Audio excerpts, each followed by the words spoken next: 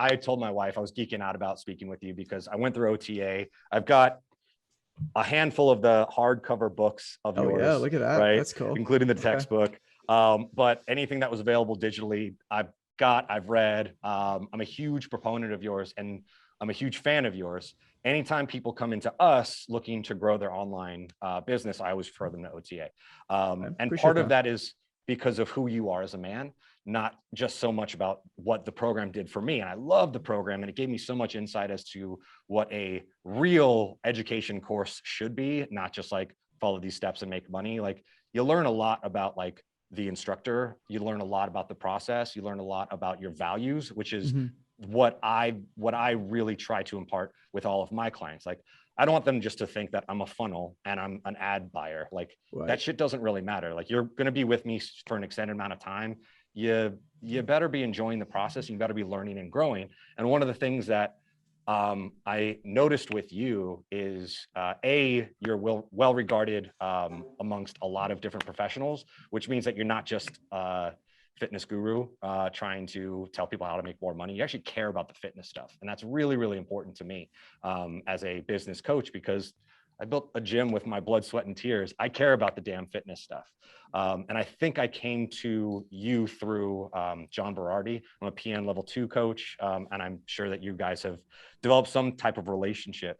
And that's actually part of my first question is like, you're from Canada, you were a personal trainer, you wrote a book, you started the PTDC, right? You started OTA after the 1K challenge. Like, how did you end up facilitating these relationships where you became not the online trainer guy, but like the guy that people are going to for like building better trainers? It's a loaded question. I mean, sure. I could tell you individual stories, you know, like John Brady's a good story. He's a good friend of mine. And our families and our friends as well. You know what, man? I think what it comes down to is just genuinely giving a shit about people, never resisting an urge to be generous, catching people in the act of doing something good and letting them know that. When was the last time, I mean, I'll say this to anybody listening, like just do a bit of a knee-jerk kind of assessment on yourself for a moment. When was the last time that you saw somebody, a colleague, let's say, do something good and you message them and you say, I got you. Yo, that was pretty sweet. I see what you did there. That was really well done. Good job, man. When was the last time you actually did that? And so I've always tried to kind of do that stuff. And I think that over time, that makes a big difference. I've also tried to build into my business ways to be a bit of a talent scout. And we're doing this right now. I can tell you how we're doing this with Instagram. But if you want to build a community, if you want to build relationships with people, and you got to kind of identify what type of people you want to build relationships with first, and then build a strategy around that. And so there's kind of two ways. One is to identify like a dream clients list. This is something from Chet Holmes. He called it the Dream 100.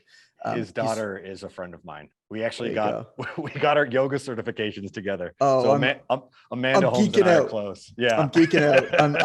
I'm a big Chet Holmes fan. So you know all about the Dream 100, right? Like basically, there's a few people that you can meet that will have outsized impacts on your success. And so, I mean, we target those people, right, in our efforts. And we have a list. For example, I'm really aggressively building my Instagram right now as the first step of my platform growth plan. And one of the things that we built is our Dream Connections list. Right. Some of these people I'm connected to, but not quite close with. Other people I'm not connected to. And so we're following them. I'm making sure to contact with them. I'm making sure to engage with them. I'm sharing their work, right? Whenever they do something good, I'm catching them in the act of doing something good. And I'm creating bits into my platform to be able to share their work. So I've been doing this since 2010, but on Instagram, I have every Tuesday, it'll come out again. Well, podcast faux pas. We're recording this on a Monday. Every Tuesday, I do a best fitness Instagram posts of the week. Yeah, I saw that. Part of that is just sharing really good work. because we need more people just need to share good work. And I want to lead by example. And I want more people in fitness to just share good work of other people in fitness, because we just need that kind of shit. The second part of that is this is a really convenient way for me to go through that dream connections list, find people on that list who have done something really good, and include them on the list. And so there's both pieces of it, right? Because it's way easier to go to somebody and say, hey, I shared this thing that you did. Good job. And now you have an initial connection with them. And then if they're not following you, there's a chance that they might follow you. So now you start to build that relationship. And over time, you try to get them on a podcast or something like that. Well, then you've had an hour conversation with them. Or one of the things that I did very early in my career is I traveled a ton. Mm-hmm. When I was building, I mean, I for anybody who doesn't know me, which I imagine is most people, is I was a personal trainer for 8 years. I worked at a small boutique gym in Toronto, Canada. And I didn't know anybody in the industry, right? Like I had no connections. I wrote a book for trainers called Ignite the Fire. I started a website and I started just networking from the bottom up, basically. And I just attended events and shook hands. I looked for events that had 100 to 150 people at them, and I attended every single one of them. I took overnight buses to New York. I flew across Canada and the United States. And I would let people, how long ago it was, on Twitter at the time, I'd let people know that I was coming, right? And tell them, like, especially when I was taking an overnight bus, and tell them what I was doing. And we'd meet, and then we met in person, right? And I think in this digital age that we're in, where we're more connected and disconnected than we've ever been, I think the power of making an actual connection, a tangible connection, has never been greater. So there was a lot of that. And then the other half of it, Evan, is I really believe in the power of being a talent scout. You kind of get feelings about people a lot of the time. And there's indicators too. Like I'll look at people's designations, for example, and you go to any gym. I'm sure LA's the same way. You go to any gym in Canada and you look at the wall of the trainers and you look at their designations, and 9 out of 10 of them have the bare minimum, right? And then you see one guy or one girl who's got, PN1, PN2, the Online Trainer Academy certification, a bunch of post-rehab stuff, a bunch of this. And it's like, that anytime you go in the gym, that one person is going to be the person who's training clients and nobody else is. And that person is going to probably be around the industry for longer. Like there's just a certain seriousness there. And so I look for people like that. I also look for people that just have indicators that they're going to be a big deal in a few years in the industry. Their writing starts to sound really good. You can see that they've got a kind of angle that's really interesting. You'll know it when you see it. Mm-hmm. And I've always tried to make them think that I had something to do with their success by finding them before anybody else did. Sure. And publishing them on my website, or being the first person that has any kind of a platform to share the material, or just getting them on a podcast or whatever it is, being the first person to do that. This person's going to be a big deal, regardless of whether I have anything to do with it or not, right? But can you be a talent scout? That way, 2 years from now,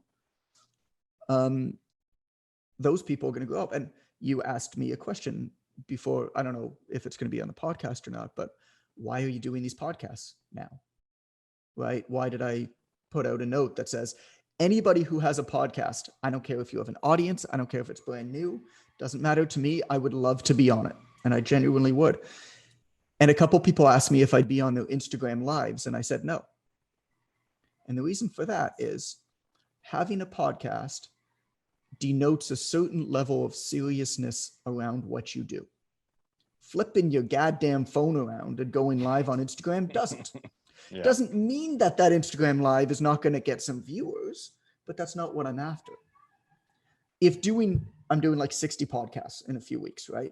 If doing one podcast with one person who 5 years from now becomes extremely influential in the industry, and I'm the first person who they admired because I just happened to come before them, and I appeared on their podcast and built a relationship with them, the benefits that's going to have to my career and the longevity of my career as an expert in this space is going to be outsized anything else I could do with my time right now.